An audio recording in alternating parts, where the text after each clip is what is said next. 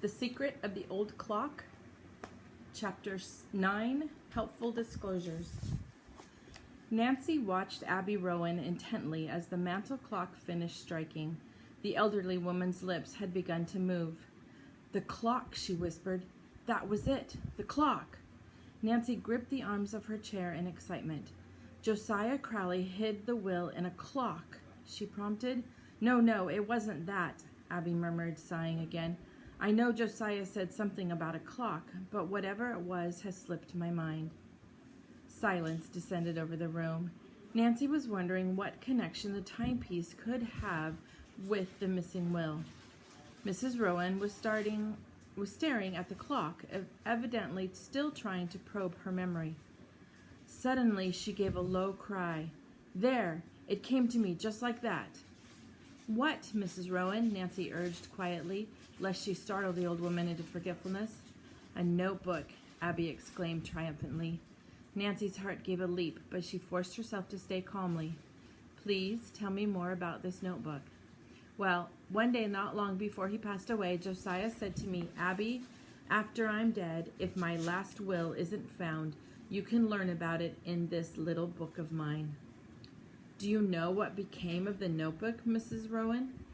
"Oh, dearie me, there goes my memory again. No, I don't."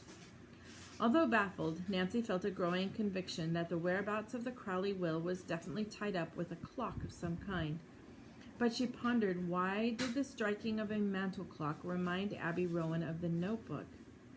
Impulsively, Nancy got up and went over to the mantel. She looked inside the glass front and in the back. There were no papers inside. Returning to her chair, Nancy asked the elderly woman, what became of the furnishings of the Crowley home when he gave it up? "The Tophams got most everything. There must have been a family clock," Nancy mused, half to herself. "A family clock," Abby repeated. "Oh, yes, there was a clock." "Can you describe it?" "It was just an ordinary mantel type, something like mine, tall with a square face," the woman told Nancy. "Only Josiah's was fancier, had some kind of a moon on top." "What became of the clock?" Nancy questioned. "I suppose the Tophams got it too." At last, Nancy, sure she had done all she could for Abby, and that she had learned as much as possible for the present, rose to depart. After saying goodbye, she stopped at a neighboring house and asked the occupants to look in occasionally on the ailing woman. "I think maybe one of the country's visiting nurses should see Mrs. Rowan," she suggested. "I'll phone the agency," the neighbor offered. "Meanwhile, I'll go over myself. I'm so sorry I didn't know about Mrs. Rowan." As Nancy drove toward River Heights, she jubilantly reviewed the new facts in the case. Now, if I can only locate Mr. Crowley's notebook, or clock, or both.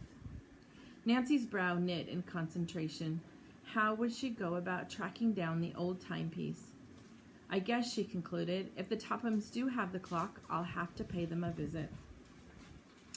While she did not relish the idea of calling on the unpleasant family, Nancy was determined to pursue every possible clue. "I can just see Ada's and Isabel's expressions when I appear at their front door," Nancy thought wryly. "Well, I'll think of some excuse to see them." She was still mulling over the problem when she pulled into the driveway of her home and heard a familiar voice calling her name. "Why, Helen Corning!" exclaimed Nancy as a slim, attractive school friend of hers ran up.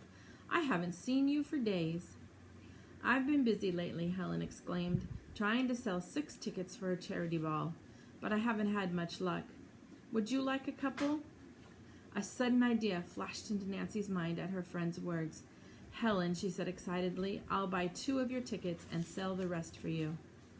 The other girls stared in astonishment. "Why, that's a wonderful offer, Nance."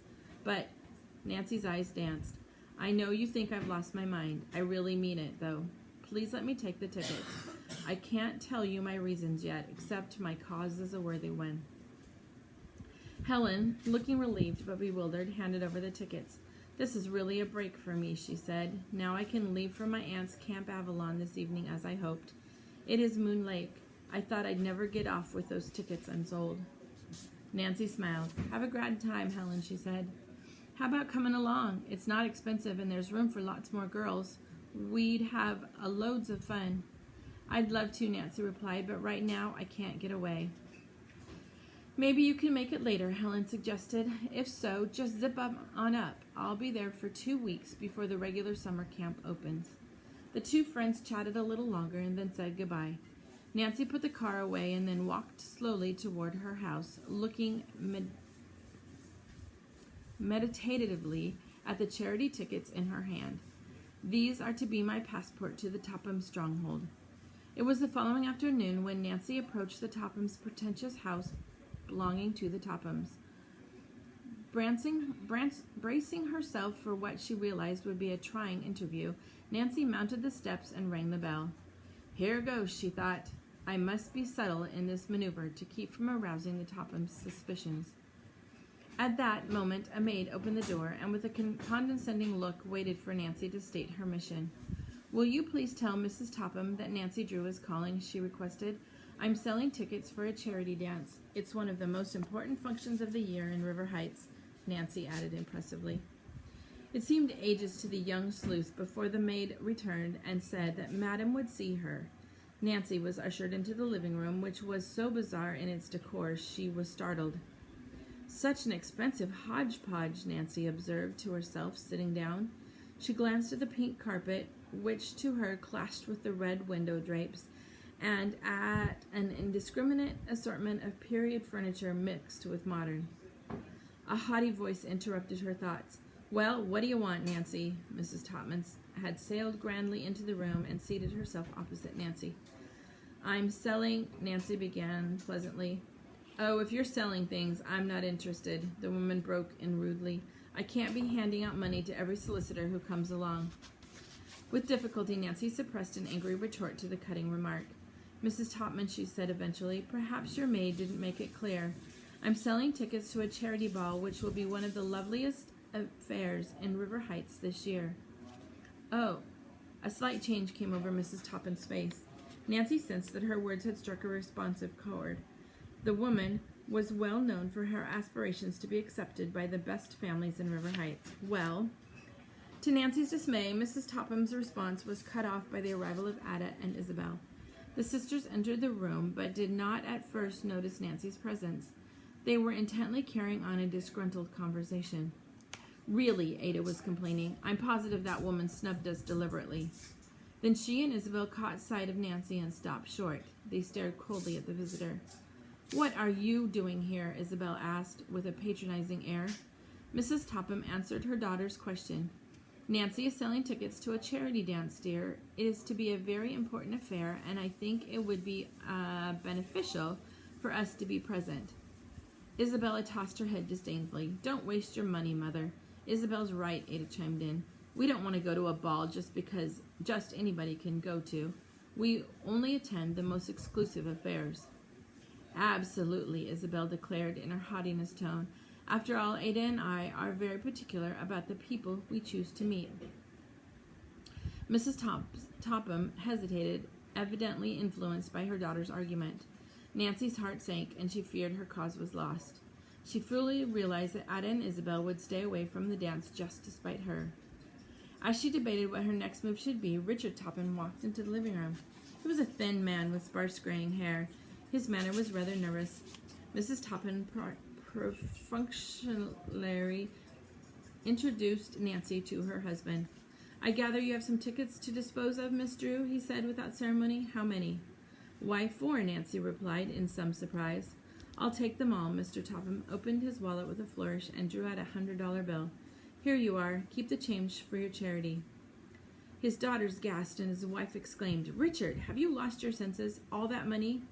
Listen, Mr. Topham retorted bluntly. This donation will entitle us to have our names on the programs as patrons. With this remark, he slumped into a chair and buried himself in the financial section of the newspaper.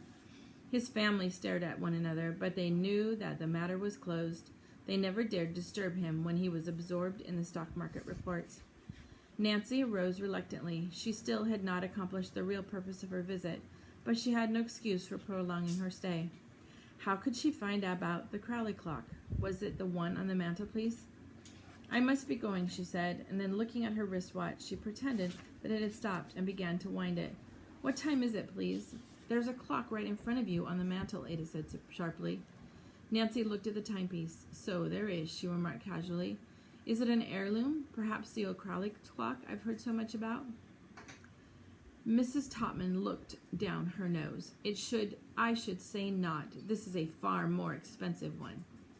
Isabel also rose to Nancy's bait. Cousin Josiah's old clock was a monstrosity. We wouldn't even have it cluttering up the attic. Nancy's hopes waned, but she asked quickly, "Oh, then you sold it?" "No," Ada spoke up contemptuously. "Who'd give any money for that piece of junk? We sent it up to our bungalow at Moon Lake." Moon Lake? The words hit Nancy like a thunderbolt. Not only had the Topham girl given Nancy the very information she sought, but Helen Corning's invitation to Camp Avonlea provided a valid reason to visit the resort. Now, if she could only figure out how to see the old clock. As if Ada had read the visitor's thoughts, she said airily, "We have some really fine pieces up at the cottage, Nancy. If you ever get up that way, drop in to see them. The caretaker will show you around." Thank you so much for everything," Nancy said, trying hard to conceal her excitement.